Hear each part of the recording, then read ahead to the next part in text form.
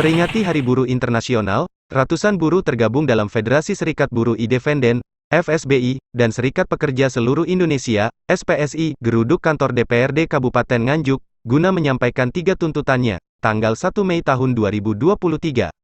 Aksi unjuk rasa damai ini, dimulai dari titik kumpul, dan menyampaikan aksinya di depan PT Gunawan Fajar Kecamatan Lengkong, dan dilanjutkan di kantor DPRD Kabupaten Nganjuk, diteruskan akan melakukan aksinya di kantor Bupati Nganjuk, seperti apa yang tertera dalam selampiran surat unjuk rasa damai.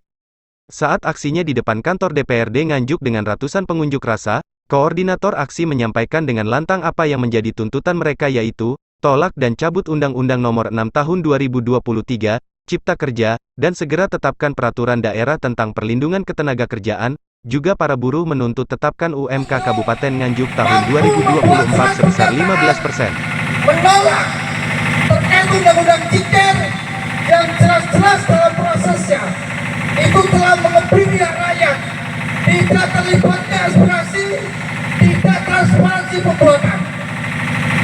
Yang ketiga, kita menuntut agar Bupati Nganjuk mau merekomendasikan kenaikan upah di tahun 2024 sebesar 15%.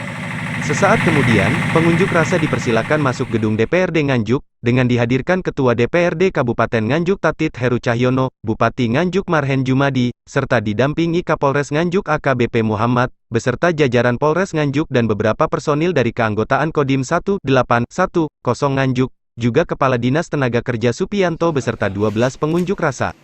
Kang Marhen Jumadi, Bupati Nganjuk, yang kami hormati Mas Kapolres beserta seluruh jajaran Kapolres, yang kami hormati dari teman-teman perwakilan unjuk rasa dari SPSI dan SBI, teman-teman dari eksekutif.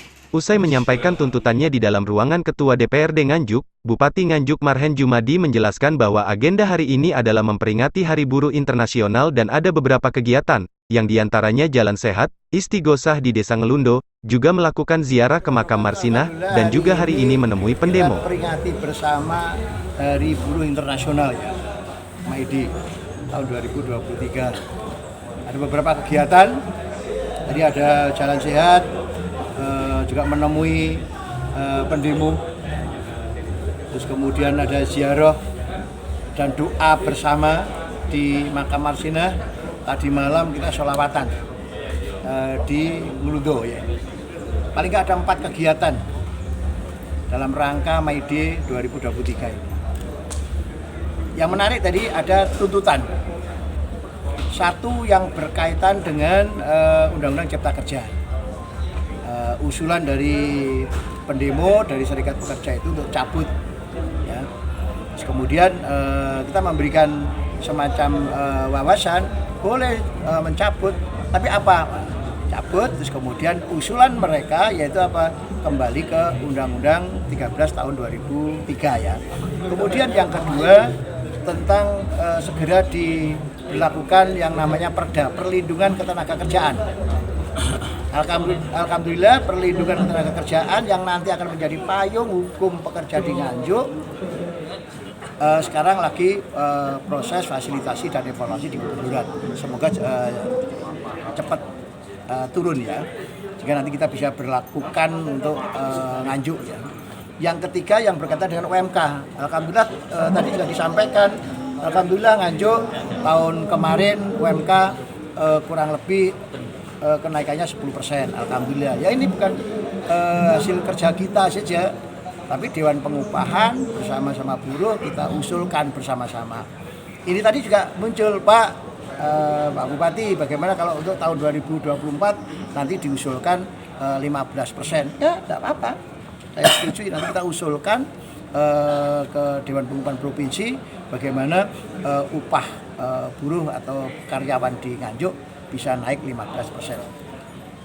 Kebahagiaan kita kan kalau masyarakat di Nganjuk sejahtera, UMK-nya naik, seneng tambahan gitu. Memang pemerintah harus berpihak kepada masyarakat kecil, tapi ingat tidak memusuhi yang besar ini. Justru yang besar, para pengusaha kita ajak bersama-sama membantu yang kecil. Ini prinsip dalam mengelola tata kelola pemerintahan. Memang ada beberapa tadi. Satu di Gunawan Fajar. Ya. Lalu saya sebutkan kan itu. Tadi juga disampaikan mungkin gajinya di bawah UMK, ya. Ada yang mungkin outsourcing, maka kita tinjau nanti yang outsourcing. Termasuk yang Kapasari, THR-nya juga tidak muncul. Kemudian tadi di Jayakertas yang diusulkan ini dari data-data para buruh tadi, bahwa ada 3 tadi. Kalau di Jayakertas ada yang dapat THR sudah, cuma gajinya ada yang sudah lunas, ada yang 25% misalnya, ada yang 50% misalnya aja. Nah, tadi ada kurang lebih 25% yang belum. Maka nanti kita akan tidak lanjuti bersama DPRD. Maka DPRD nanti kita bersama-sama untuk cek betul ke lokasi 3 pabrik ini. Maka saya berharap betul para pengusaha yang pengen investasi Nganjuk, monggo.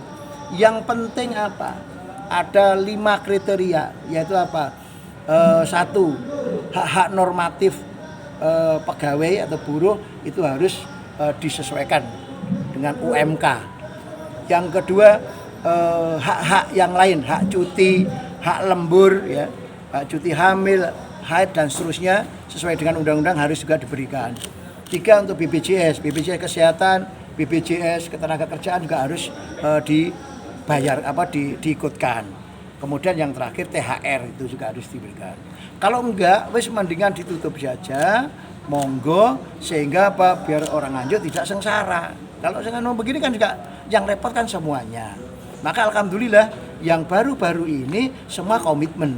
Saya juga pantau terus, saya tanya ke Dinas Tenaga Kerja, alhamdulillah yang perusahaan-perusahaan yang baru itu ya sudah sesuai dengan hak-hak normatif dari pegawai.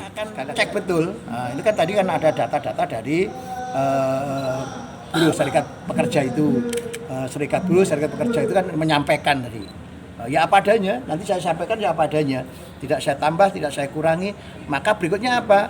Harapan mereka bahwa pemerintah dan DPRD melakukan pengawasan berkaitan dengan peraturan-peraturan perundang-undangan yang berlaku itu sudah dijalankan atau belum oleh perusahaan. Itu yang menarik, itu bagus. Sedangkan Supriyono selaku Ketua FSBI Nganjuk mengatakan bahwa dirinya sangat mengapresiasi dengan hasil pertemuan tadi, bersama Bupati Nganjuk juga Ketua DPRD, juga disampaikan bahwa tadi juga menyepakati untuk memenuhi keinginan kawan-kawan semua, ujarnya. Berkaitan dengan kebijakan nasional, berkaitan dengan undang-undang Cipta Kerja. Yang kedua berkaitan dengan kewenangan pihak bupati untuk menaikkan upah 15% di tahun 2024. Yang ketiga adalah kewajiban pemerintah daerah mengeluarkan perda perlindungan ketenagakerjaan. Ya, hasil dari pertemuan tadi, Mas? Ya, hasil dari pertemuan hari ini pihak bupati dan pihak kepala dewan mengapresiasi dan beliau juga menyepakati untuk memenuhi keinginan kawan-kawan semua. Ya, apabila itu hanya sebuah janji, Mas, nanti langkah apa yang akan dilakukan masa?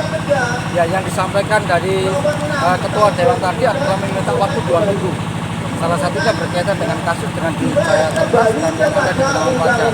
Apabila dalam 2 minggu kasus yang berkaitan dengan hak normatif tidak terselesaikan, maka kami akan konsolidasi untuk melakukan gerakan. Santoso, dari Nganjuk, Jendela Desa melaporkan. Hidup buruh!